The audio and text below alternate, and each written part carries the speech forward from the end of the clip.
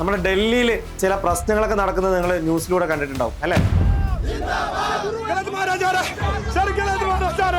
जो टीचर्स अपनी बात रखने आए थे उनको उठा करके ले जाया गया। On the spot centre change किया है इन लोगों ने। 3 लाख करोड़ का घोटाला है। इसी सेंटर पे 3 दिन से ऐसा ही चल रहा है। जब तक हमारे साथी टीचर्स नहीं आ जाएंगे हम यहाँ से हिलेंगे नहीं। ഇപ്പൊ നമ്മുടെ അധ്യാപകരും ഉദ്യോഗാർത്ഥികളെ കൂടി ചില സമരങ്ങളായിട്ട് മുന്നോട്ട് പോയിക്കൊണ്ടിരിക്കുകയാണ്. കഴിഞ്ഞ ദിവസങ്ങളിലൊക്കെ നടന്ന SSC എക്സാമുകളിൽ ചില പ്രശ്നങ്ങളൊക്കെ നേരിട്ടുണ്ടായിരുന്നു. അതായത് നിങ്ങൾക്കറിയാം TCS മാറി ഇപ്പോൾ എഡ്യൂക്കിറ്റി ആണ് വെണ്ടറായിട്ട് വന്നിരിക്കുന്നത്.